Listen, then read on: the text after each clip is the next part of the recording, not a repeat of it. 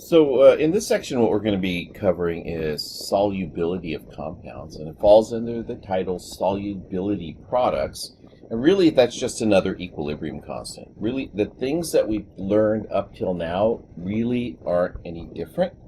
We just added a new subscript. Okay, there'll be some things that are different in terms of how we're doing our approximations in our calculations, but for the most part, you're going to write your equilibrium constants using the same rules that you had before. You'll still be setting up ice tables, etc., etc. Okay?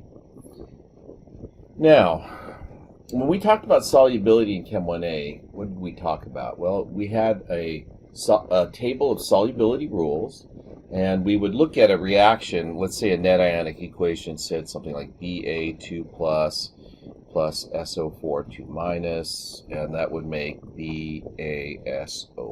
And then we would look up in a table the solubilities of different substances, and what we would find, for example, is we would find that this would be a solid. And we'd find that because sulfates are generally soluble, except for when it combines with barium. So we basically had two choices. It was either soluble or insoluble. So in Chem 1B, we sort of refine the way we look at that, and we look at it in terms of how much can dissolve, and instead of just saying it's not soluble. Okay, so to start with, when we write our equilibria for solubility products, it's always for the solid dissolving. So that reaction that would have been okay, like in Chem 1A, would really be written like this in Chem 1B. We would say, even though maybe you're mixing barium nitrate and sodium sulfate together, what you would do is you would write it as the dissolving of barium sulfate solid. And that's going to be for the formation of barium 2 plus SO4 2 minus. And we're going to be looking at how much of the barium and sulfate ions will be in solution when the solution comes to equilibrium. So it doesn't really matter if you're adding it on this side or if you're writing the reaction this way. Really, all we're doing is looking at equilibrium concentrations. Now, I should also point out, you hear this term slightly soluble compounds. Pretty much everything's slightly soluble. Even this barium sulfate reaction, which has a very, very, very small equilibrium constant and is not considered to be soluble in Chem 1A, is slightly soluble because at some level, when you have an equilibrium, some always dissolves. Okay. All right. So again, we're looking at equilibria involved with dissolving of ionic compounds. And then we call it the solubility product simply because when you write the equilibrium constant for this, it really just looks like you're multiplying the ion concentrations together,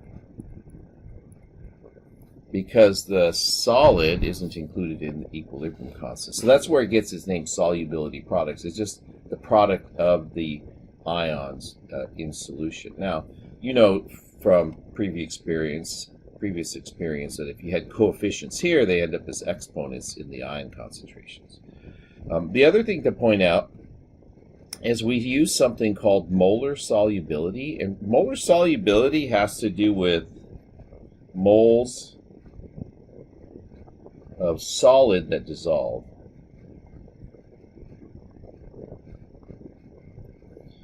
Right, so that's what we usually are referring to. And so what happens in the ice tables, if I was doing something like this one, and I can split this up, we put S in here instead of X. But really, you couldn't use X for all of these calculations. Just know that when you're using solubility products, that the value you get is actually the molar solubility, and that's its name. Okay, but in practice, it's still the X that you've been using for the last, I don't know, couple of chapters.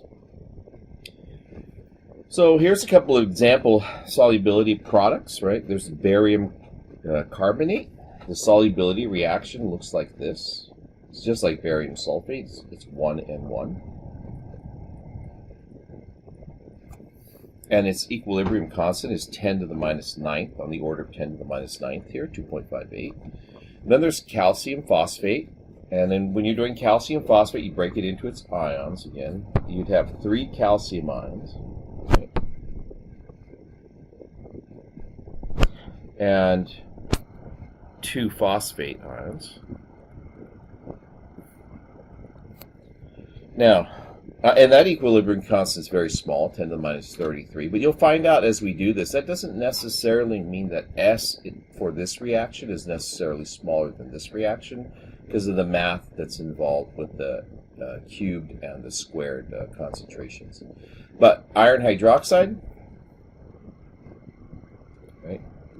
BFE2 plus 2OH minus.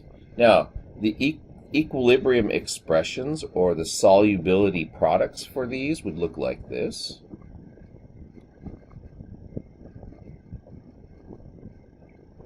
And then if you want to practice,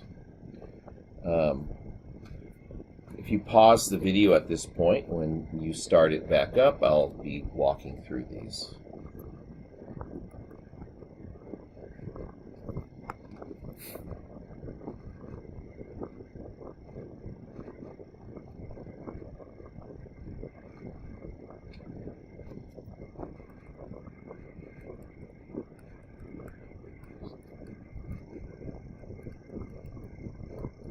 So hopefully that's what you ended up getting for those. Again, there's a 2 here, so you have to take into account the 2, right? 3 and the 2 have to be taken into account as the exponents. But again, it still looks like you're multiplying the ion concentrations together, just now that you've modified them with the exponents for the coefficients in the balanced reaction.